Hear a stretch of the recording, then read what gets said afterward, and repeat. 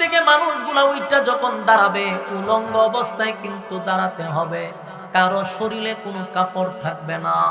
যত বড় দেশের প্রেসিডেন্ট হন, শরীরে কোনো কাপড় নাই, উলঙ্গ অবস্থায় আল্লাহ দাঁড় করাবে। শুধুমাত্র কেবলমাত্র একজনের শরীরে কাপড় থাকবে, যিনি সমস্ত নবীকুলের সম্রাট, দু জাহানের বাদশাহ, নবী মুহাম্মাদুর রাসূলুল্লাহ সাল্লাল্লাহু আলাইহি ওয়াসাল্লাম। আমার নবীকে আল্লাহ হাসরের মাঠে কাপড় পরিধান করাবে, এমনকি জান্নাতি পোশাক পরাইয়া হাবিবে কিবরিয়াকে হাসরের মাঠে জিবরাইল দাঁড় করাবে। আমার নবী ছাড়া কারো শরীরে কোনো কাপড় থাকবে না, উলঙ্গ অবস্থায় দাঁড়াবে।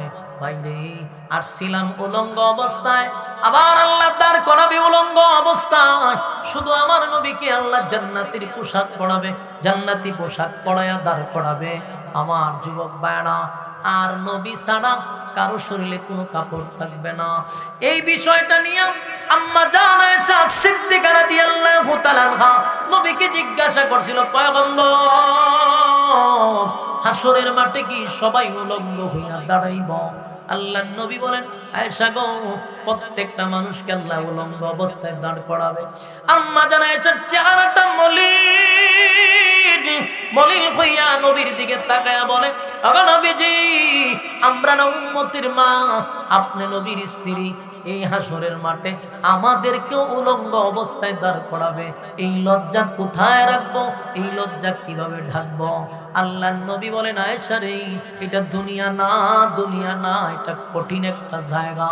সেই জায়গাতে কে উলঙ্গ, কার শরীরে কাপড় আছে গো, কার শরীরে কাপড় নাই, এটা তো দেখার সময় নাই। মানুষ সবাই উঠার সাথে সাথে বলবে, ইয়া রাব্বি নফসি নফসি নফসি। আল্লাহ, আমার কি উপায় হবে, আমার কি উপায় হবে?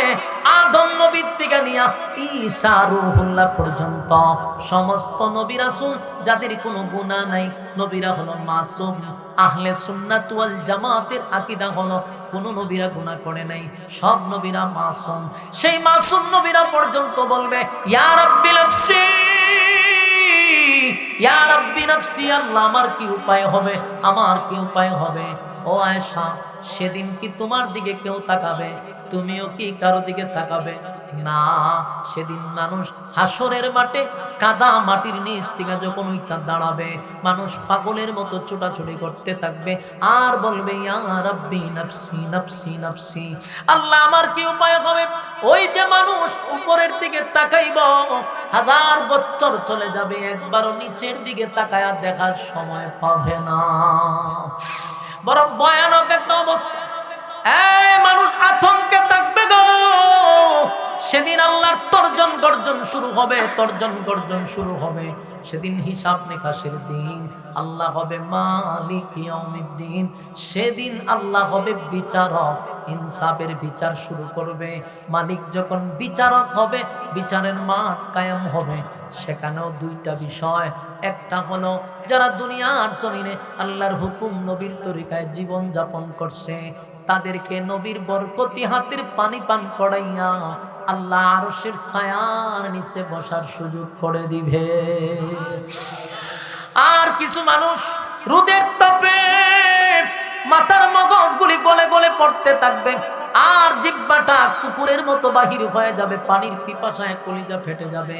মানুষগুলি দৌড়াদৌড়ি করতে থাকবে, ছোটাছুটি করতে থাকবে।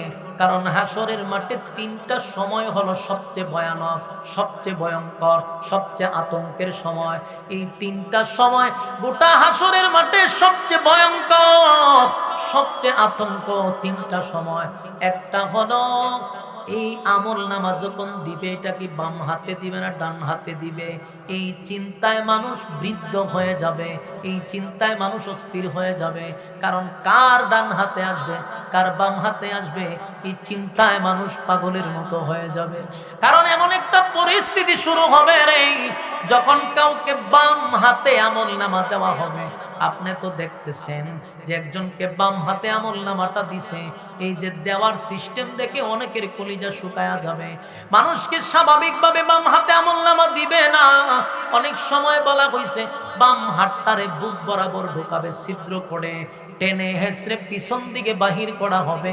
এই বাহির করার পরে গার মাথা থাকবে সামন দিকে, এটারে মুসরাইয়া গার নিবে পিছন দিকে। কি বুঝলেন? সেদিন মরবেন না।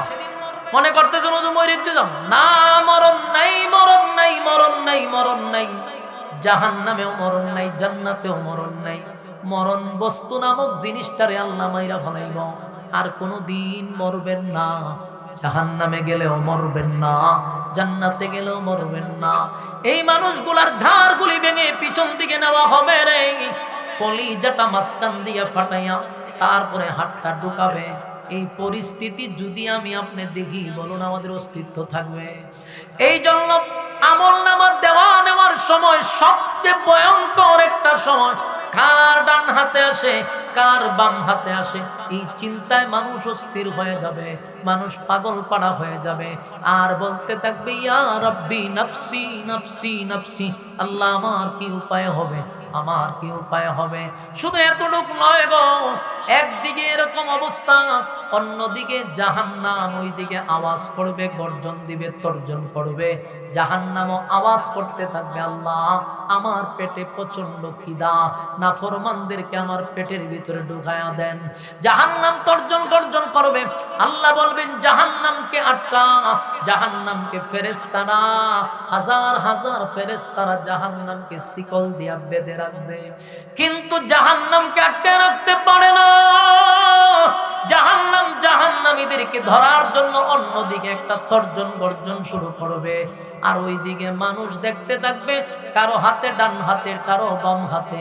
পরিস্থিতিটা এতটা ভয়ানক হবে, এতটা ভয়ানক হবে, কারণ আল্লাহ যেদিন বিচার করবে সেদিন কোনো বেইনসাফি বিচার করবে না। মালিক যখন বিচার করবে সেটাই হবে ইনসাফের বিচার। পৃথিবীটা কোনোভাবেই তাকার জায়গা না, এবং লক্ষাধিক নবী রাসূল আল্লাহ পাঠাইছে, কেউ থাকতে পারছে? আমাদের নবীও থাকতে পারছে না। তাহলে পৃথিবী তাকার জায়গা না, চলে যেতে হবে, এটা 100%। এই পৃথিবী চিরস্থায়ী থাকবে না। এক সময় আল্লাহ বিশ্ব পরিস্থিতির পরিসমাপ্তি ঘটায়া দিবে, বিশ্ব পরিস্থিতি থাকবে না, সব ধ্বংস করে দিবে। আল্লাহ নিজেও বলছেন সব ধ্বংস করব, কুল্লু মান আলাইহা ফান, ধ্বংস করে দিব। তো ধ্বংস হওয়ার আগে, মানে বিশ্ব পরিস্থিতিটা ধ্বংস হওয়ার আগে আমরা নিজের আগে ধ্বংস হব, কারণ প্রত্যেকের ব্যক্তিগত ধ্বংস আছে। কথা কি বুঝতেছেন? আমি আপনিও ধ্বংস হব, কারণ প্রত্যেকটা মানুষের ব্যক্তিগত একটা কিয়ামত আছে। কিয়ামত কিন্তু দুই প্রকার, একটা বড়, একটা ছোট। ব্যক্তিগত আমাদের একটা কিয়ামত আছে, আমাদের বডিটার মধ্যে একটা ভূমিকম্প হবে, আর এই ভূমিকম্পে আমাকে ধ্বংস করে দিবে। তার মানে কি, আমার ব্যক্তিগত একটা কিয়ামত রয়ে গেছে। আর আল্লাহ যেটা বাঁশির মাধ্যমে, ইসরাফিলের বাঁশির মাধ্যমে যেটা ধ্বংস করে দিবে, এটা হলো বিশ্ব পরিস্থিতির পরিসমাপ্তি আল্লাহ ঘটায়া দিবে। জমিনের মধ্যে জালজালা সৃষ্টি করবে, জমিন শেষ করে দিবে। আসমান জমিন সূর্য চন্দ্র গ্রহ নক্ষত্র সবই ধ্বংস হবে। এটাকে আমরা কিয়ামত বলি, কিন্তু আমাদের ব্যক্তিগত যে একটা কিয়ামত আছে আমরা অনেকেই জানি না। আমাদের একটা কিয়ামত আছে, সেই কিয়ামতে আমার 3.5 হাত বডিটাকে ধ্বংস করে দেবে। এই জন্য আসুন, পৃথিবী থাকার জায়গা নয়। তাহলে আমরা থাকবো না, চলে যেতে হবে। তাহলে এখানে কেন আসলাম? প্রশ্ন আসতে পারে না, কেন আসলাম? আর আল্লাহই বা আমাদেরকে পাঠাইলো কেন? থাকবো না তো পাঠাইলো কেন? আমরা প্রথমেই দুনিয়াতে ছিলাম না, আমরা রুহের জগতে ছিলাম। সেখান থেকে ইনডাইরেক্ট হোক আমরা এই পৃথিবীতে আসছি, কারণ আমাদের আব্বা এবং আম্মা, আদম এবং হাওয়া, দুজন জান্নাতে বসবাস করছে। তো তারা যদি আমাদের আব্বা আম্মা হয়, আমরা তাদের সন্তান। তো আব্বা আম্মা ডাইরেক্ট জান্নাতে ছিল, যে কোনো কারণে তাদেরকে জান্নাত থেকে দুনিয়া নামক জায়গায় পাঠাইছে। তাই আমরাও দুনিয়াতে আসছি। তাদেরকে আবার দুনিয়ার থেকে আল্লাহ নিয়ে গেছে, তাই আমরাও এই দুনিয়ার থেকে একদিন চলে যাব। তাদেরকেও আল্লাহ আবার একদিন দাঁড় করাবে, আমরাও একদিন দাঁড় হব। কথা কি বুঝতেছেন? তাহলে আসুন, আমরা এক সময় পৃথিবীতে আমরা আসিলাম না, আমাদের পূর্বপুরুষরা ছিল। এখন আমরাও এক সময় থাকবো না, আমাদের সন্তানরা থাকবে, আমাদের সন্তানরা এক সময় থাকবে না, তার সন্তান থাকবে, এইভাবে তো শুরু হয়েছে। তাহলে প্রথম আমাদের যাত্রা হইল জান্নাত থেকে দুনিয়া, এই দুনিয়ার থেকে আবার চলে যাব কবরের জগতে। কবরের জগৎ থেকে আবার আমাদেরকে আল্লাহ দাঁড় করাবে হাসরের মাঠে। হাসরের মাঠ থেকে আবার আমাদেরকে দুইটা জায়গায় আমাদের সিদ্ধান্ত হবে, আমাদের উপরে ডিপেন্ড করবে, হয় আমরা জান্নাতি না হয় আমরা জাহান্নামী। তাহলে আসুন এখন আমরা বলি, আল্লাহ কি বলছে? যে আমি তোমাদেরকে মাটির থেকেই তৈরি করছি। যেই আয়াতটা আমরা কবরে যাওয়ার পরে মুর্দারে যখন আমরা মাটিতে শোয়াই, বাঁশ টাস দিয়া মাটি যখন দেই, তখন মানুষ কি করে? মাটি দেয়ার কয় মিনহা খালাকনাকুম ওয়া ফিহা নুঈদুকুম ওয়া মিনহা নুখরিজুকুম তারাতান উখরা। এটা কোন সময় পড়েন? কথা হয় না, কই আইছি বাস একটু হা হু কম। তিনি কইলে তো আমি বুঝতাম যে হ কথা শুনতেছে, কথা শোনা যায়নি তো কন্যা করে মাঝে মধ্যে একটু হা না কইেন, আমি বুঝবো যে হ কথা বুঝতেছে। এই আয়াতটা তখনই শুনেন যখন কেউ মারা যায়, আর মারা যাওয়ার পরে বাড়িতে পড়ে না, কোথায় পড়ে? কবরে, তারে শোয়ানোর পরে মাটি দেওয়ার সময় হয়। কেন এই আয়াতটা আমরা পড়ি? এটা দিয়ে আমাদেরকে স্মরণ করাইয়া দেয়, তোমার আমি মাটির থেকেই তৈরি করছিলাম। মানুষকে আল্লাহ কি দিয়ে বানাইছে? মাটি দিয়ে বানাইছি। আবার তোমাকে আমি মাটিতে শোয়া দিব, আবার আমি তোমাকে মাটির থেকেই উঠাবো। তাহলে দেখেন, মাটি দিয়ে বানাইছে, মাটিতে রাখবে, মাটির থেকে উঠাবে। আমাদের অবস্থাটা কোথায় দেখছেন না? আল্লাহ বলেন, বান্দা পৃথিবীতে থাকার কোনো সিস্টেম নাই, আসো চলে যেতে হবে। আমরা একটা সফরের মধ্যে আছি, জরুরি আসলাম না, আইসি দৌড়াইয়া বাংলাদেশ এই পৃথিবীতে আসছে। এখান থেকে আবার আমাদেরকে নিয়ে যাবে কবরে, কবর থেকে আবার উঠাবে হাসরে, হ্যাঁ বলছি রাতে, মিজানে, সব জায়গায় দৌড়তে হবে। আমাদের যাত্রা কিন্তু এখনো শেষ হয় নাই, আমাদের দৌড় শেষ হয় নাই। প্রত্যেকটা স্টেশনে আমাদেরকে দাঁড়াইতে হবে এবং প্রত্যেকটা মানুষের জবাবদিহিতা আছে। বলুন, জবাব ছাড়া কোনো সুযোগ আছে? কুল্লু নাফসিন বিমা কাসাবাত রাহিন। প্রত্যেকটা মানুষ তার কৃতকর্মের জন্য আল্লাহর সামনে দাঁড়াইতে হবে, এতে কোনো সন্দেহ। এজন্য আসুন, আমাদের আসাটা এবং যাওয়াটা, আসার সময় প্রতিটা মানুষ কানতে কানতে আমরা আসি। কোনো মানুষ পৃথিবীতে আসার সময় বাজনা টাজনা বাজাইয়া হাসতে হাসতে তারপরে আনন্দ ফুর্তি করে দুনিয়াতে আসে না। প্রত্যেকটা মানুষ কান্দে, কিন্তু এই কান্নাটা দিয়ে আমাদের শুরু, যাওয়াটা যেন কান্নার সাথে না হয়, যাওয়াটা যেন আমাদের হাসি খুশিতে হয়। মানুষ আমাদের জন্য কানবে, কিন্তু আমরা যেন হাসতে হাসতে কবরে যাই। কারণ যখন আপনি পৃথিবীতে আসছেন, আপনি একলা কাঁদছেন, কিন্তু ঘরের সবাই আপনার আসার আগমনে হাসছে। ঠিক না বেঠিক? সবাই হাসছে, মা খুশি, বাবা খুশি, আত্মীয় স্বজন খুশি, কিন্তু আপনি একান্নে কাঁদছেন। সবাই আপনার আনন্দে আনন্দিত, কেউ মিষ্টি বিতরণ করছে, কিন্তু যাওয়ার সময়টায় যেন কেউ না হাসে। যাওয়ার সময় হাসাটা কিন্তু মারাত্মক।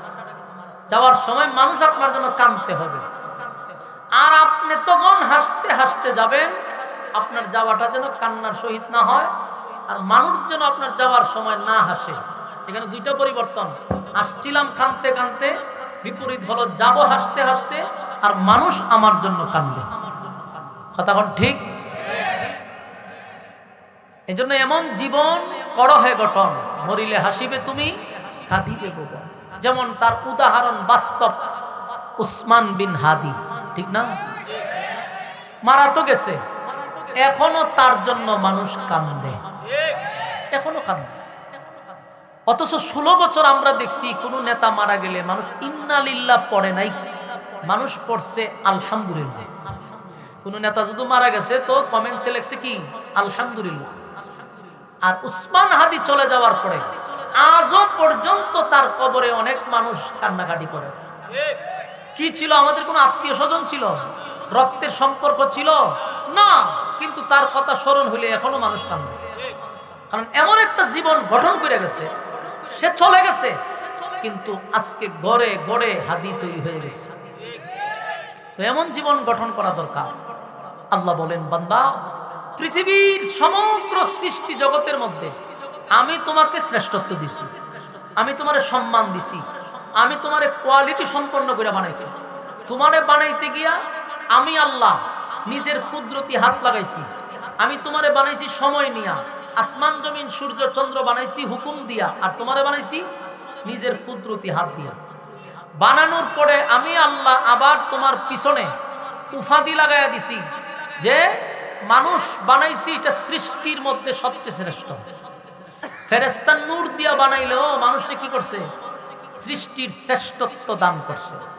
তো এত কোয়ালিটি সম্পন্ন করে বানানোর পরে যদি তুমি তোমার মন গড়া জিন্দেগি চালাও, আমার জমিনে হাঁটার পরে আমারই নাফরমানি করো, তাহলে এটা নিশ্চিত থাকো তোমার সামনে কিন্তু জবাবদিহিতা আছে। কথা ঠিক না বেঠিক? তুমি ভাইবো না যে আমি তোমার একেবারে ছেড়ে দিব, কারণ এই সামান্য সময় পৃথিবীতে তোমারে পাঠাইছি এটা শুধুমাত্র কেবলমাত্র একটা পরীক্ষার জন্য। কারণ তোমার দৌড় শেষ হয়েছে না, তো তুমি আসছো আবার চলে যাইবা। এখানে কেন স্টেশনে দাঁড়াইছো? একটা পরীক্ষা দিবা। এখান থেকে তোমার দৌড় শেষ হয়েছে না, কবরের জগতে যাইবা, সেখান থেকে তোমাকে আরো দৌড়তে হবে, তোমার দৌড় শেষ হয়েছে না। তুমি যদি এখানেই মনে করো যে আমি আসছি এখানে একটু ঘুমাই, তো সময় তো চলে গেল। আমার যুবক ভাইরা, রব্বে কারীম বলেন, বান্দা আমি তোমাকে মাটি থেকে তৈরি করলাম, মাটি দিয়া বানাইলাম। এই মাটি দিয়া বানানোর পরে আমি আবার তোমাকে ঠিক সময়ে মাটির মধ্যেই তোমাকে শোয়ানো হবে, আবার তোমাকে একদিন আমি মাটির থেকে দাঁড় করাবো। তাহলে মাটি দিয়া বানাইলো, মাটিতে শুয়াইলো, আবার মাটির থেকে উঠাইলো। আমাদের দৌড় কিন্তু শেষ হয় নাই, আমাদের দৌড় কিন্তু চলতেছে। আল্লাহ বলেন, প্রত্যেকটা মানুষ আমার সামনে দাঁড়াইয়া তার কৃতকর্মের জন্য আবার জবাব দিতে হবে।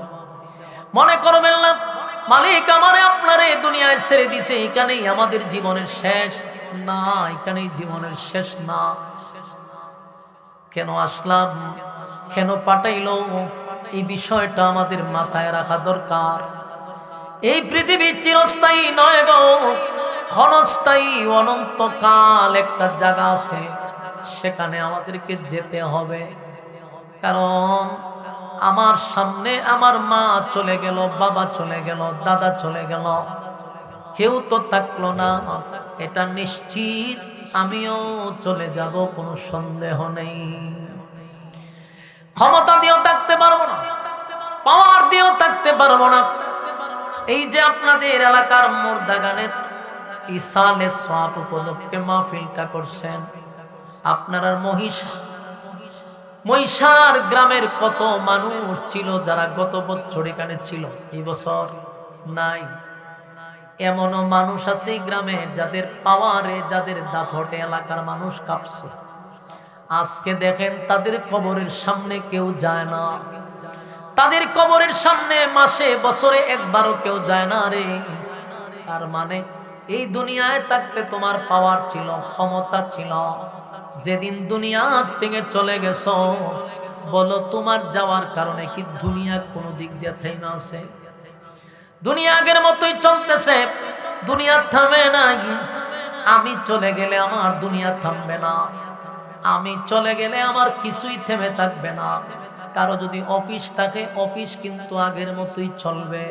কারো গাড়ি থাকলে গাড়ি আগের মতো চলবে, কারো ব্যবসা থাকলে আগের মতো চলবে। আপনার ঘরের মানুষগুলো আগের মতোই সে গোসল করবে, খানা খাবে, তার প্রতিদিন যে কাপড় পরার সেটা পরবে। আপনি চলে গেছেন এই জন্য সে আর কোনোদিন কাপড় পরবে না। আপনি চলে গেছেন সে কোনোদিন খানা খাইবে না। আপনি চলে গেছেন সে আর কোনোদিন হাসবে না, সে আর কোনোদিন আনন্দ করবে না।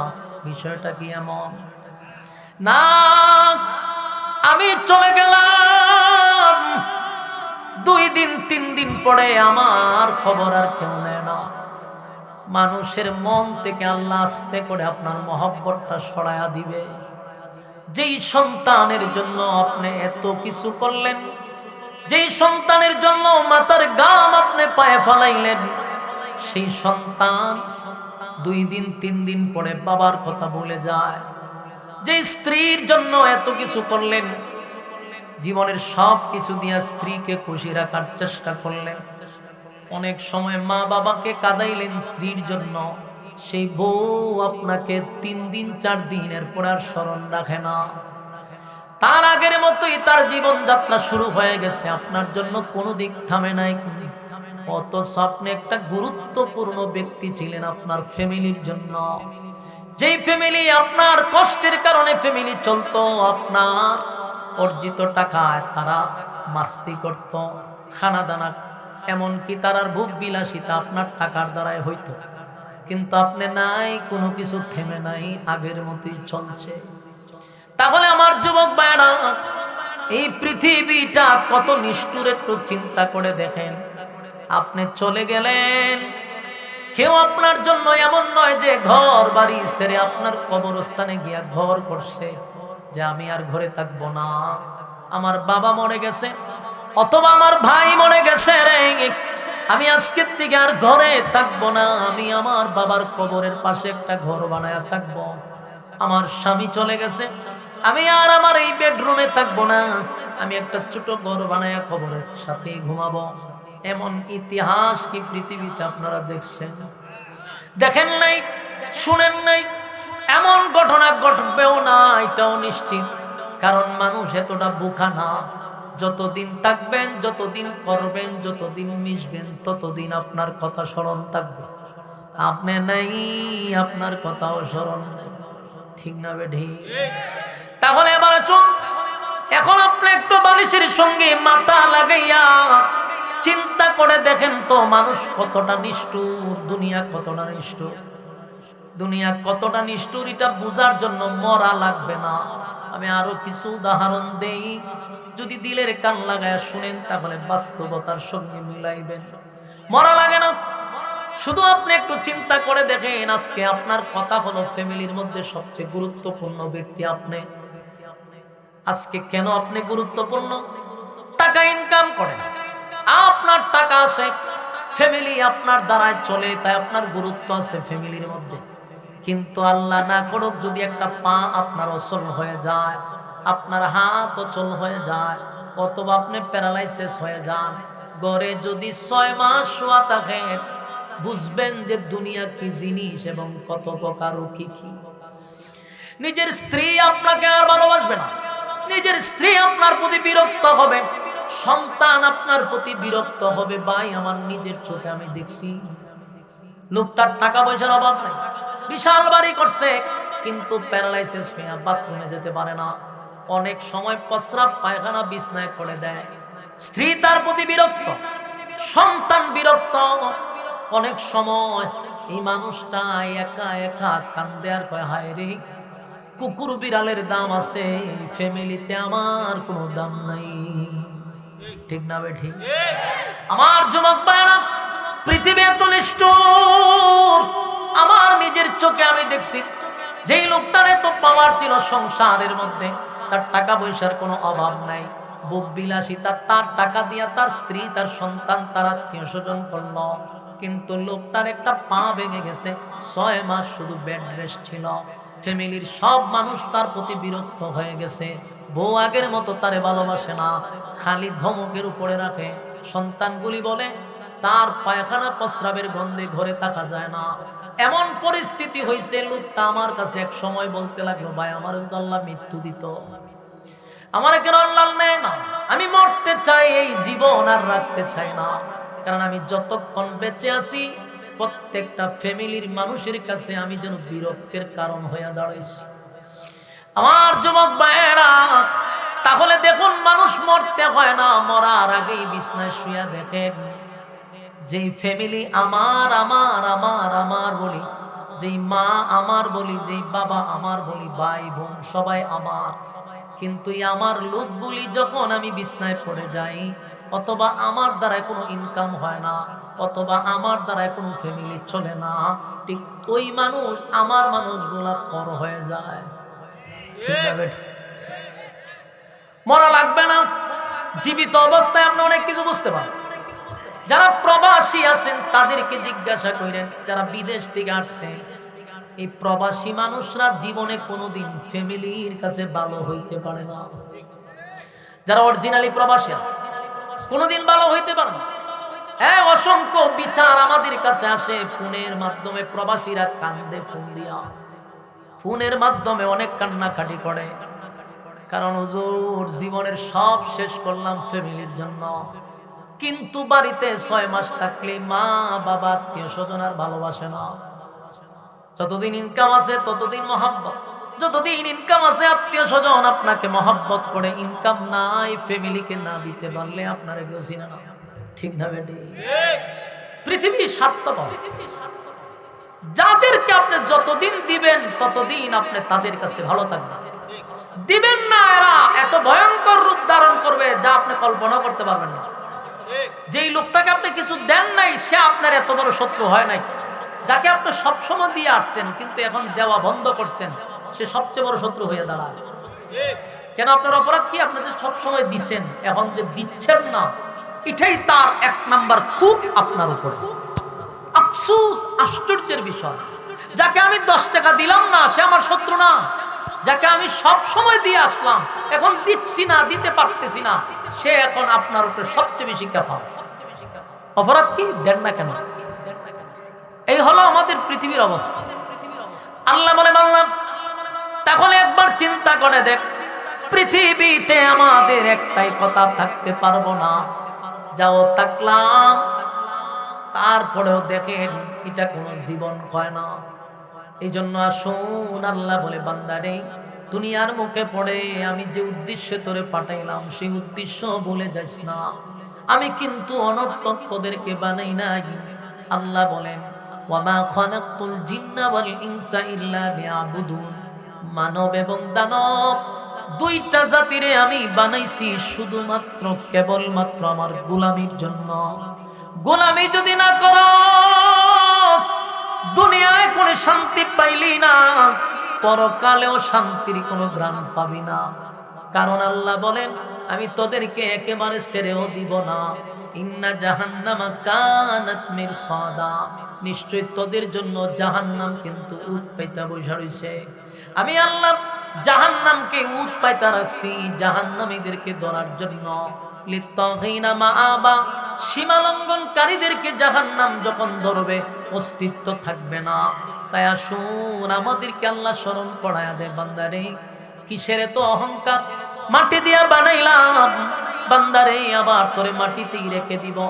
হাজার হাজার কোটি টাকার মালিক যারা আছে বলুন, তাদের কবরের মধ্যে আর একজন ভিক্ষুকের কবরের মধ্যে কি কোনো পার্থক্য আছে? কথা বলা। আপনি মনে করেন আমাদের দেশের 3 বারের প্রধানমন্ত্রী খালেদা জিয়া যখন মারা গেছে, তার কবরের মধ্যে আর একজন ভিক্ষুকের কবরের মধ্যে কি কোনো পার্থক্য আছে? একই ঘর, একই ডিজাইনের, তাও মাটির মধ্যে, কোনো পার্থক্য নাই। তাহলে আপনি 3 বারের প্রধানমন্ত্রী হওয়ার পরও আপনার যেই ঘর, একজন মানুষ রাস্তায় দাঁড়ায় ভিক্ষা করে, তারও একই ঘর। বলুন, ঘরের মধ্যে কোনো বেশ কম আছে? আপনি দেশের 3 বারের প্রধানমন্ত্রী হওয়ার পরে আপনাকে যেই কাপড় পরানো হইছে, একজন রাস্তার ভিক্ষুকরেও সেই কাপড় পরাই কবরে ঢুকাইছে। ঠিক না বেঠি? তাহলে পার্থক্য কোথায়? কোনো পার্থক্য নাই। আল্লাহ বলেন, আমার কাছে পার্থক্য হলো যে ঈমান আর নেক আমল লইয়া কবরে আসবে, তার মধ্যে পার্থক্য আছে। যার ঈমান নাই, নেক আমল নাই, আর যার ঈমান এবং নেক আমল আছে তার মধ্যে পার্থক্য আছে, তার মধ্যে ব্যবধান আছে। আল্লাহ বলে, বান্দারে এই কবর এমন একটা জায়গা, সেখানে তারই দাম আছে যার নেকি আছে, যার ঈমান আছে তার দাম আছে। ঈমান নাই, নেক আমল নাই, 4 পয়সার কোনো দাম নাই। প্রতিদিন আমাদেরকে কবরে ডাকে, মাটি আমাদেরকে ডাকে। আমরা বলতে পারি না, কিন্তু মাটি আমাদেরকে বলে আমার উপর দিয়ে হাঁটতেছস, নাফরমানি করতেছস। আমি এমন একটা জায়গা, পোকা মাকড়ের ঘর, আমি রাজা বাদশা চিনি না, আমি কারো নাম দাম শুনি না। আমার কাছে ঈমান আর নেক আমল নিয়ে আসলে আমি তারে সম্মান করব। আর আমার কাছে যদি ঈমান আর নেক আমল না লইয়া আসস, এটা যদি প্রধানমন্ত্রীও হয় কোনো কাজ হবে না। বলুন মাটি কি কাউরে ছাড় দিবে? মাটি বলে এমন সিপা দিব, এই সিপা কেউ বাঁচতে পারবে না। তবে তুমি যদি আল্লাহর হুকুম আর নবীর তরিকা অনুযায়ী জীবন যাপন করো, মাটি কয় আমি তার সঙ্গে সুন্দর আচরণ করব।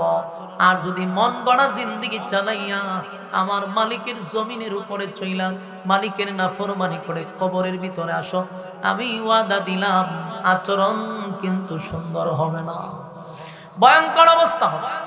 আমার যুবক ভাইরা, তাহলে এক নাম্বার হলো পৃথিবী থাকার জায়গা নয়, আমরা থাকবো না, মাটিতে শোয়া দেওয়া হবে।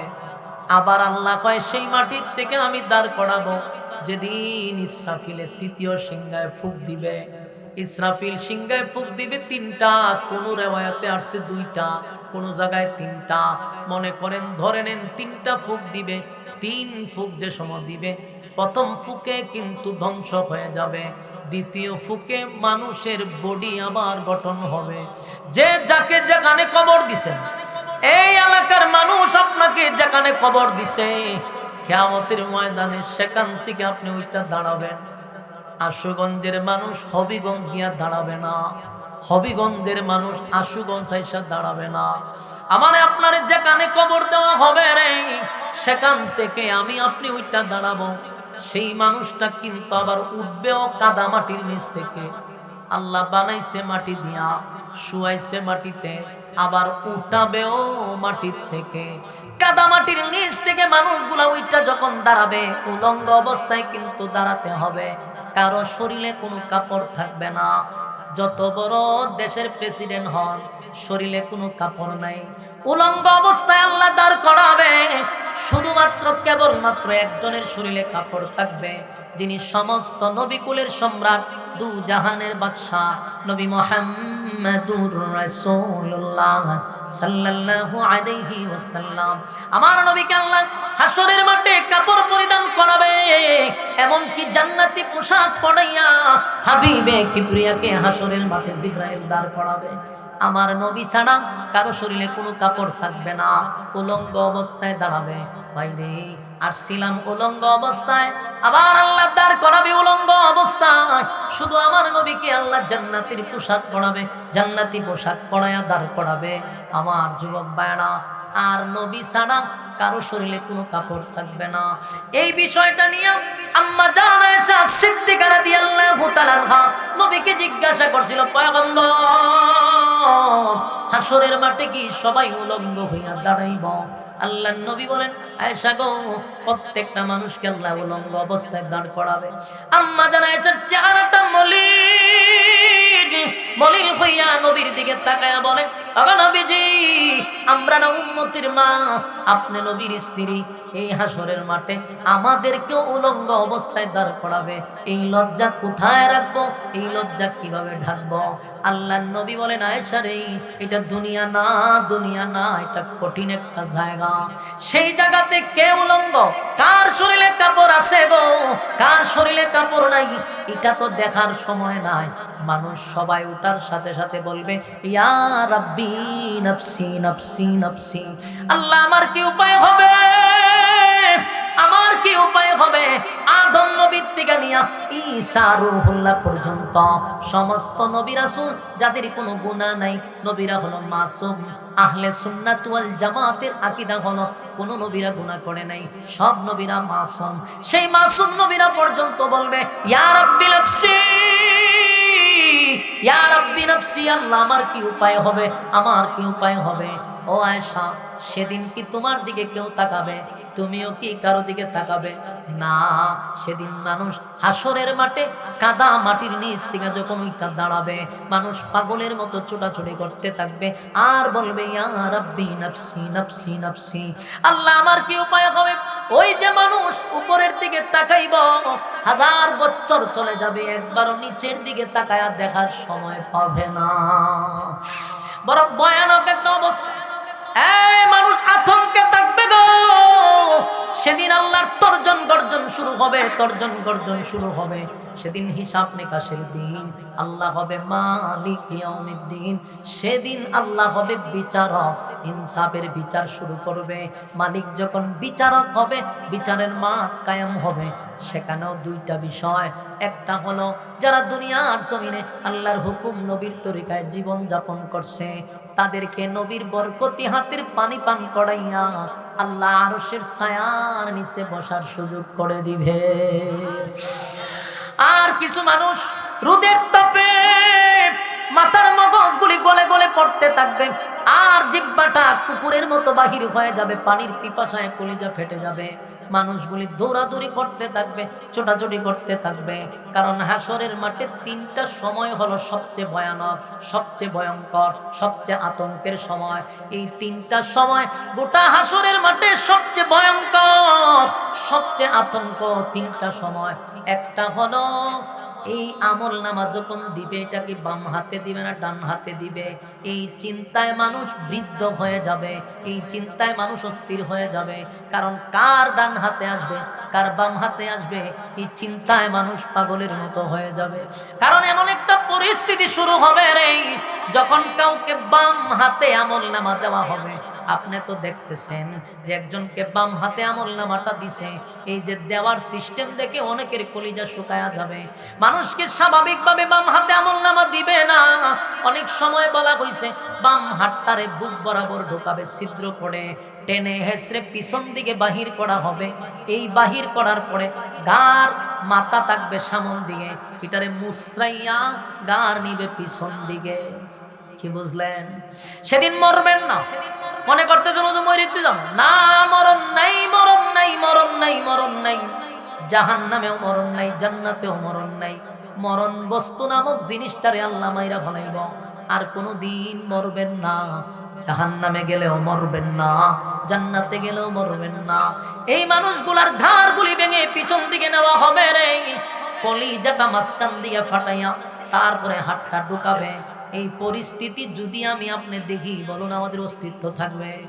এই জন্য আমল নামা দেওয়া নেওয়ার সময় সবচেয়ে ভয়ঙ্কর একটা সময়।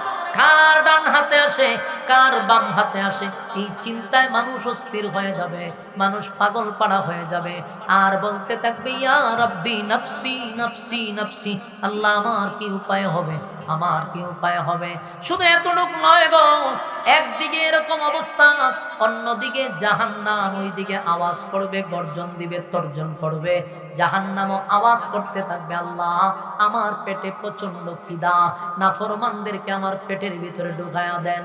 জাহান্নাম তর্জন গর্জন করবে, আল্লাহ বলবেন জাহান্নামকে আটকা। জাহান্নামকে ফেরেশতারা, হাজার হাজার ফেরেশতারা জাহান্নামকে শিকল দিয়া বেঁধে রাখবে, কিন্তু জাহান্নামকে আটকে রাখতে পারে না। জাহান্নাম জাহান্নামীদেরকে ধরার জন্য অন্যদিকে একটা তর্জন গর্জন শুরু করবে। আর ওইদিকে মানুষ দেখতে থাকবে, কারো হাতে ডান হাতে, কারো বাম হাতে। পরিস্থিতিটা এতটা ভয়ানক হবে, এতটা ভয়ানক হবে। কারণ আল্লাহ যেদিন বিচার করবে, সেদিন কোনো বেইনসাফি বিচার করবে না। মালিক যখন বিচার করবে, সেটাই হবে ইনসাফের বিচার। বলুন সেখানে কোনো বেইনসাফি হবে? কথা হয় না। বিচারকের সাক্ষীর দরকার নেই। আমরা বাংলাদেশে যে কোনো জায়গায় বিচার করতে হলে উকিল লাগে, সাক্ষী লাগে, ঠিক না বেঠিক? একজন অপরাধীকে অপরাধী বানাইতে গেলে সাক্ষী প্রমাণ যথেষ্ট, উকিল লাগে। কিন্তু আল্লাহ যখন বিচার করবে, সেখানে অন্য কেউ আপনার বিরুদ্ধে, আপনার পক্ষে সাক্ষী দেওয়া লাগবে না।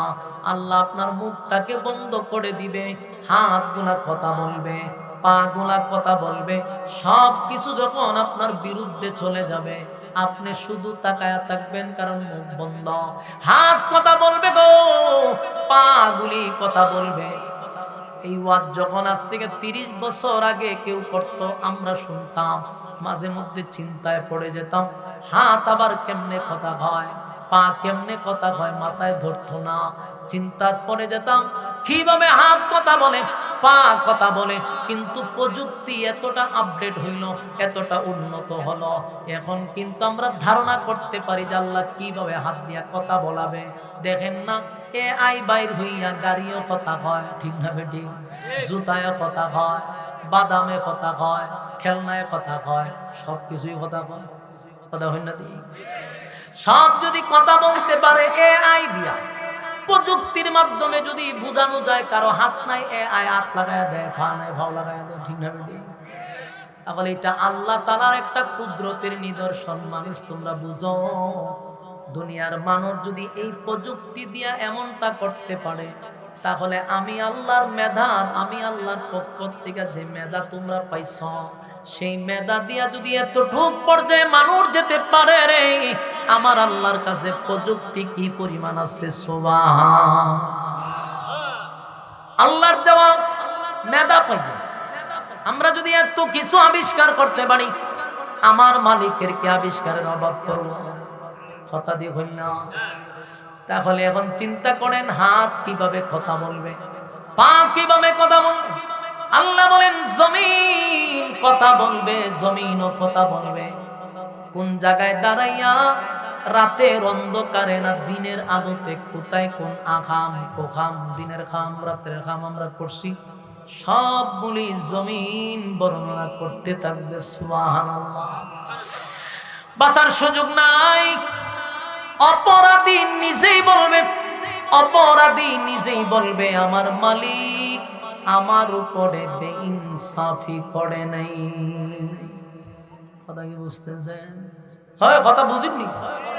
জীবনে শুনছেন আমরা দেশে যদি কোনো বিচার করে, বিচারকের অপরাধী বলতে শুনছেন যে না, আমার যে বিচারটা করছে বিচারক ঠিকই করছে। কি কথা বলছে? দুই কথা শুনছেন নি জীবনে? বলে যদিও বিচারক আমার জুতাটা বেরিয়েছে, কিন্তু বিচারটা একবার খারাপ করছে, বলছি এরকম। কারণ অপরাধীর কাছে বিচারকরে পছন্দ হয় না। কোন বিচারক যদি সঠিক বিচারক করে, অপরাধীর কাছে সে ভালো হয় না। বিচারকের কাছে কোনো অপরাধী ভালো হইতে পারছে কেন? তার বিরুদ্ধে যখন রায় চলে যায়, তার কাছে ভালো হইতে পারে না। কিন্তু হাসরের মাঠে হবে ব্যতিক্রম। আল্লাহ যখন বিচার করবে, অপরাধীরা এটা স্বীকার করবে যে না, মালিক আমাদের উপরে যে বিচার করছে কোনো বেইনসাফি করে নাই। সুবহানাল্লাহ থাকলে কইতে পারে না, হাসিনি সুবহানাল্লাহ থাকলে কইবেন, না থাকলে কইতে হবে। দেখেন, অপরাধী নিজে বলতেছে যে আমাদের উপরে যদি জাহান্নামী হয়, তারপরও বলবে যে না, বিচার করছে ইনসাফে, বেইনসাফি করে নাই। কারণ আপনার রাতের অন্ধকারে কি করছেন, দিনের আলোতে কি করছেন, সবগুলা সেদিন আপনার চোখের সামনে তুলে ধরা হবে। আমরা যেমন এখন বয়ান করতেছি, আমার বাচনভঙ্গি সহ কথা সহ এগুলো ভিডিও করা হচ্ছে। আমি কালকে যদি বলি যে না ভাই আমি ঠিক কথাগুলি বলি নাই, সাথে সাথে ভিডিও ওপেন করে বলবেন এই মিয়া দেখেন কিতা কইছেন, আপনি খালি কইছেন না, আপনি কয়বার হাত লড়াইছেন, কয়বার কি করছেন, আমরা সব রেকর্ড করে রাখছি। বাঁচার সুযোগ আছে? সুযোগ নেই। ঠিক আল্লাহর দেওয়া মেধা দিয়া যদি দুনিয়াতে আমরা বাঁচতে না পারি, তাহলে আল্লাহর কাছে কি পরিমাণ প্রযুক্তি, মানে বাঁচবেন কেমনে? আপনি রাতের বেলা কোন জায়গায় কি করছেন, দিনের বেলায় কি করছেন, সবগুলা রেকর্ড হচ্ছে কি হয় নাই? দুই কাছে দুইটা ফেরেশতা আছে, এগুলা সিসি ক্যামেরা, কুদরতি সিসি ক্যামেরা। যদি আমরা দেখি না, কিন্তু সব ভিডিও হচ্ছে। আপনার জন্ম থেকে নিয়ে মৃত্যু পর্যন্ত A to Z যা করছেন সবগুলার একটা ক্যাসেট আছে। সেদিন আপনার সামনে এগুলো ওপেন করা হবে। আপনি কোনো কিছু অস্বীকার করবেন, সাথে সাথে ভিডিও ওপেন। অস্বীকার করার সুযোগ আছে? বিচারক স্বয়ং আল্লাহ নিজে। আল্লাহ বলছে ইনসাফের বিচার করবে। আল্লাহ যখন ইনসাফের বিচার করবে, তখন সমাজের যত বেইনসাফি বিচারক আছে একটাও বাঁচতে পারবে না, সবগুলা ধরা পড়বে। আমার কথা কি আপনারা বেজার হইছে? এখন বর্তমানে বেইনসাফি বিচারক আসেনি সমাজে, বেইনসাফি বিচার করে না? এই বিচারকরা সেদিন আল্লাহর সামনে ধরা পড়বে। এই জন্য শুধু হাইকোর্ট আর বড় বড় কোর্টের বিচারক না, গ্রামগঞ্জ একটা বিচারক, এটার নাম হইল সালিশ দরবার। মাতব্বর সর্দার কন্যা আপনারা না, মাতব্বর ওই মাতব্বর সর্দার, এরার বিচার হইল গ্রামগঞ্জে। এরার বিচার কোথায়? গ্রামগঞ্জে। এখান থেকে এরা পলিটিক্স করে। গ্রামের বিচারের মধ্যে দুর্নীতি আছে, আছে না নাই?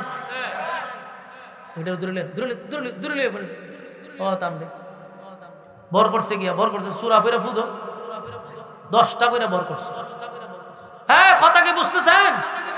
খালি কি দুর্নীতি হাইকোর্ট, উচ্চ আদালতে না নিম্ন আদালত, যেটা আমরা গ্রামগঞ্জে চলে 500 আর 2000 টাকার জন্য হাসরের মাঠে আল্লাহর সামনে তুই কি জবাব দিবি? গরিব মানুষ হইলে বিচার পায় না। আর যদি দেখে না বেচারার টাকা পয়সা আছে, বিদেশ থেকে প্রচুর টাকা, তাহলে হে যত অপরাধী করুক এটারে শাক দিয়া মাছ দিয়া কোনো ডেকে রেখে দেবে, হের বিচার হয় না। এই যে দুর্নীতি চলতেছে গ্রাম থেকে নিয়ে, এগুলার জন্য আল্লাহর সামনে জবাবদিহি করতে হবে। সেদিন সমস্ত বেইনসাফি বিচারকগুলো আল্লাহর সামনে ধরা পড়বে, ঠিক না বেঠি? ধরা পড়তে হবে। ফিরের সামরা সেদিন তুলে ফেলে আল্লাহ সেদিন ইনসাফের বিচার করবে, কারো প্রতি কোনো বেইনসাফি আল্লাহ করবে না। যখন বিচার শুরু হইব তখন তো সব গিয়া দাঁড়াইব, 3টা দল হবে। একটা দল হবে আবার ভিআইপি, ইল্লা আসহাবাল ইয়ামিন। ভিআইপি একটা দল আছে, এরার কাছ থেকে আল্লাহ কোনো হিসাবই নিবে না, বিনা হিসাবে এরা জান্নাত দিয়ে দিবে। সুবহানাল্লাহ, সুবহানাল্লাহ। এইজন্য সব সময় আল্লাহর কাছে দোয়া করা, মালিক হিসাব যদি আপনি চান, আমরা কি হিসাব দিতে পারবো? কথা কই, আল্লাহ যদি আমাদের কাছে হিসাব চায়, হিসাব দেওয়ার যোগ্যতা নাই। রাসূলকে একবার সাহাবায়ে কেরাম জিজ্ঞাসা করছে, হুজুর আল্লাহ যদি আপনার কাছে হিসাব চায়? সাহাবায়ে কেরামরে আল্লাহ রাসূল বলল, আমার কাছে আল্লাহ হিসাব চাইবে না, কিন্তু যদি চাইতো আমি নবীও হিসাব দেওয়ার যোগ্যতা রাখি না। সুবহানাল্লাহ, সুবহানাল্লাহ। আপনি চিন্তা করছেন, নবী বলতেছে আমার কাছে হিসাব চাইবে না, কিন্তু যদি আল্লাহ চাইতো আমার দেওয়ার কোনো যোগ্যতা নেই, তাহলে আমি আপনি হিসাব দিব কিভাবে? হিসাব দেওয়ার ক্ষমতা আছে আমাদের? এই জন্য সব সময় দোয়া করবেন, মালিক যখনই 2টা হাত উত্তোলন করবেন আল্লাহর দরবারে দোয়া করবেন, মালিক আমাদের কাছ থেকে আপনি হিসাব নিয়েন না। আল্লাহ হিসাব নিলে কোনদিন আপনার সামনে দাঁড়ায় হিসাব দিতে পারবো না। জান্নাত যদি দিতে হয় গো মালিক, বিনা হিসাবে জান্নাত দেন। আল্লাহ আপনার সামনে দাঁড়ায় হিসাব দেওয়ার যোগ্যতা রাখি না, বিনা হিসাবে জান্নাত দিয়েন, বিনা হিসাবে জান্নাত দিয়েন। এই জন্য আমরা দোয়া করব, মালিক আমাদের কাছে আপনি হিসাব নিয়েন না, হিসাব দেওয়ার কোনো যোগ্যতা আমাদের মধ্যে নেই। আল্লাহ একটা দলকে বিনা হিসাবে জান্নাত দিবে, বিনা হিসাবে জান্নাত দিবে। আবার একটা দলকে বাম হাতে আমলনামা ধরায়া দিবে, আর একটা দলকে ডান হাতে আমলনামা দিবে। আমলনামা পাওয়ার পরে একদল আনন্দে আত্মহারা, নাচতে থাকবে খুশিতে, কত আনন্দ।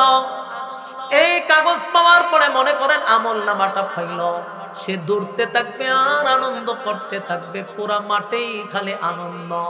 মানুষ জিগায় এত আনন্দ কিসের রে? বলে আমি জান্নাতে যাওয়ার প্রবেশ পত্র পাইছি, আমি আমার কাগজ পেয়ে গেছি, আমার সব কাগজপত্রকে এখন খালি জান্নাতে ঢুকবো। এটা যে কত আনন্দ, কত আনন্দ। আবার বহু মানুষ লাইনে দাঁড়ায় থাকবে, খালি ইয়া রাব্বি নাফসি বলবে। আবার কিছু মানুষকে বাম হাতে আমলনামা দিবে রে, যেই মাত্র বাম হাতে আমলনামা পাবে সেও বুঝতে পারবে উপায় নাই, এখন আমার উপায় নাই, উপায় নাই। এখানেই শেষ নয়, এরপরে পাঠাবে মিজানের পাল্লায়, সেখানে আমলনামা ওজন মাপা করা হবে। যদি আমলনামা হালকা হয় তাহলে কিন্তু আমাদের অবস্থা আরো ভয়ানক হবে। আমলনামা ভারী হয়ে গেলে এরপর আপনার যাত্রা শেষ না, এরপরে ব্রিজের গোড়ায় দাঁড়াবেন, সেখান দিয়া যদি আপনি আপনার ইমানের পাওয়ার যদি থাকে, সেই পাওয়ারে বিদ্যুৎ গতিতে আপনি জান্নাতে চলে যাবেন। আর যদি ইমানের পাওয়ার না থাকে, পাওয়ারের উপরে ডিপেন্ড করবে কেউ দৌড়াইয়া যাবে, কেউ হাঁটতে হাঁটতে যাবে, কেউ আবার বিদ্যুৎ গতিতে চলে যাবে। যদি কেউ ও ছুটে নিচে পড়ে, ওই নিচেই হলো জাহান্নাম।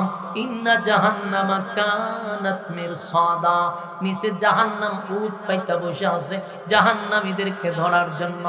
লিত্তাগিনা মাআবা, যারা সীমা লঙ্ঘন করছে, আল্লাহ কয় সীমা লঙ্ঘনকারীদেরকে ধরার জন্য।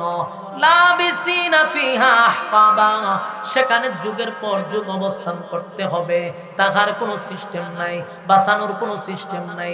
এই দুনিয়াতে যদি আমাদের নামে মামলা হয় গো, তাহলে এই মামলা জামিন করার জন্য বড় ভাই আছে, ছোট ভাই আছে, ফাতি নেতা আছে, ছোট নেতা, বড় নেতা, বহু মানুষে ফোন দেয়, অমুক নেতায় ফোন দিছে তারে ছাইরা দেন।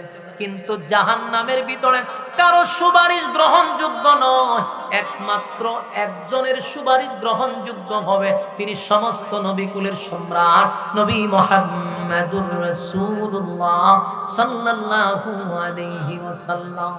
তবে আল্লাহর হাবিব যাদেরকে সুপারিশ করবে তারা কারা হবে? যারা দুনিয়ায় নবীর সুন্নাহ অনুযায়ী জীবন যাপন করছে, যারা আল্লাহর হুকুম দুনিয়ায় পালন করছে, নবী তাদেরকে সুপারিশ করে জান্নাতে নিবে।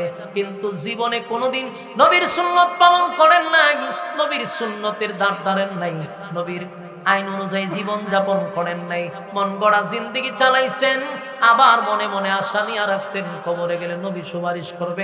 এই ভণ্ডামি আপনাদেরকে যারা শুনাইছে এরাও ভণ্ডামি, এরাও ভণ্ড, আপনিও ভণ্ড। কে বলছে যে আপনারা জান্নাত তুলে যাবে গো নবী? ফাইজলামি পাইছেন তো? সারা জীবন নবীর সুন্নাহর দাঁড় ধারেন নাই, নবীর নাম দিয়া খালি খাইছেন, জনমের খাওয়া খাইছেন, নবীর নাম দিয়া ভণ্ডামি করছেন, ফাজলামি করছেন, ইত্রামি করছেন, আর আপনি আশায় বইসা আছেন নবী আপনারে সুপারিশ করবো। ফাজলামি পাইছেন? নবী তাদেরকেই সুপারিশ করবো যারা দুনিয়ার জমিনে নবীর সুন্নাহ অনুযায়ী চলছে। আল্লাহ বলেন, বন্ধু এই সমস্ত লোকদেরকে আমি আপনার বরকতি হাতের পানি পান করাবো না, যারা দুনিয়াতে আপনার রেখে যাওয়া ইসলাম পালন করে নাই, মন গড়া জীবন যাপন করছে, তাদেরকে আপনার বরকতি হাতের পানি পান করাবো না। আল্লাহর নবী বলবেন, মালিক কেন তাদেরকে আমার কাছ থেকে দূরে সরানো হলো? আল্লাহ হয়, বন্ধু আমি যা জানি আপনি তা জানেন না। এরা দুনিয়াতে আপনার রেখে যাওয়া ইসলাম পালন করে নাই, আপনার রক্ত মাখা ইসলাম পালন করে নাই, আপনার দান দান ভাঙ্গা ইসলাম পালন করে নাই। তারা মন গড়া জিন্দেগি চালাইছে, যেমনে মনে চায় এমনে চলছে, বাপ দাদার দোহাই দিয়ে ইসলাম তারে 12টা বাজাইছে। আমি তাদের হাতে আপনার বরকতি হাতের পানি এদেরকে পান করাবো না। সেদিন নবী আফসোস করে বলবে, সুহকান সুহকান লিমান গায়্যারা বাদি, দূর হয়ে যা, দূর হয়ে যা, এমন উম্মতের আমার কোনো দরকার নাই যারা আমার রেখে যাওয়া ইসলাম পালন করে নাই, আমার দান দান ভাঙ্গা ইসলাম পালন করে নাই, বাপ দাদার দোহাই দিয়ে ইসলাম তারে 12টা বাজাইছে। সেদিন আফসোস করতে পারবেন, কিন্তু নবীর সুপারিশ আমরা পাবো না যতক্ষণ না পর্যন্ত নবীর সুন্নাহর উপরে না থাকতে পারবো। হ্যাঁ, কথা কি বুঝেননি? কথা কয় না, খালি নবীর নাম নিয়ে ভণ্ডামি করলে চলবো? হ্যাঁ, নবীর নাম বিক্রি করে খাইলে চলবে না, নবীর সুন্নত অনুযায়ী জীবন যাপন করতে হবে। কথা বুঝতেছে? নবীর মহব্বত তখনই বোঝা যাবে যখন নবীর সুন্নতের উপর আপনি চলবেন। হ্যাঁ, খালি নবীরে ভালোবাসি ভালোবাসি স্লোগান দিলে চলবে না, নবীরে গালি দিলে আপনার প্রতিবাদ নাই, নবীর বিরুদ্ধে কথা বললে আপনার প্রতিবাদ নাই, আপনার আন্দোলন নাই, আপনার কোনো কাম কাজ নাই। আপনার একটা আন্দোলন আছে বছরে, যে আপনার বিরিয়ানি খাইতে আর জিলাপি খাইতে। এই বন্ডামি যেমন জাতির মানুষ বুঝছে, এইটি ফেরেশতাও বুঝে। ফিরার ছুড়ে দুনিয়াতে যেমন অপদস্থ আর ভণ্ড নাম আপনাদের নামের আগে লাগানো হয়েছে, হাসরের মাঠেও বন্ড হয়ে ফিরে। কথা ঠিক না বে ঠিক? আল্লাহ আমাদেরকে নবীর সুন্নাহ অনুযায়ী জীবন যাপন করার তৌফিক দান করুক, সকলে বলে আমিন। নবীর প্রতিটা সুন্নত আপনি যখন পালন করবেন, আপনার নাম আর সুন্নি লাগানি লাগতো না, মানুষ আপনারা বলবে যে এই লোকটা সুন্নতওয়ালা। ঠিক না বে ঠিক? সাইনবোর্ড লাগানি দরকার আছে। আপনি যখন নবীর ইতাআত করবেন, নবীর অনুসরণ অনুকরণ করবেন, আপনার দেখলেই বোঝা যাবে আপনি একজন সুন্নতওয়ালা। নাম সুন্নি লাগানির দরকার নেই। আল্লাহ আমাদের বুঝার, মানার, আমল করার তৌফিক দান করুক, সকলে বলে আমিন। সম্মানিত সুধী, মহিষার এই দুলাল বুইয়ার বাড়ির যুবক বৃন্দদের উদ্যোগে আজকের এই মাহফিল, আমি যতটুকু কথা বলছি যা লেখছে মৃত ব্যক্তিদের মাগফিরাত কামনায়। তাই আমিও চেষ্টা করছি আপনাদেরকে কবর নিয়ে হাসন নিয়ে কিছু কথা আপনাদের সামনে শোনানোর, সেটাই বলার চেষ্টা করছি। সব সময় স্বল্পতার কারণে হয়তোবা কথাগুলি ওই রকম আপনাদেরকে বুঝাইতে আমি ব্যর্থ হয়েছি। এরপরেও যতটুকু বুঝাইতে পারছি অথবা যতটুকু বুঝছি, আল্লাহ যেন বলনেওয়ালাকে শুননেওয়ালাকে উভয়কে যেন সহি আমল করার তৌফিক দান করে, আমিন। এবং এই যুবকদেরকে আল্লাহ তাআলা তাদেরকে দিনের খাদেম হিসেবে আল্লাহ কবুল করুক, যাদের মাধ্যমে এই মাহফিলটা 12 বছর ধরে চলতেছে। গত বছরও তারা আমাকে ইনভাইট করছে, এই বছরও তারা আনছে। তাদের এই মহৎ কাজ আমরা সবাই দোয়া করি কিয়ামত পর্যন্ত এই সংগঠনটাকে আল্লাহ কবুল করুক, আমিন। এবং এই এলাকার প্রত্যেকটা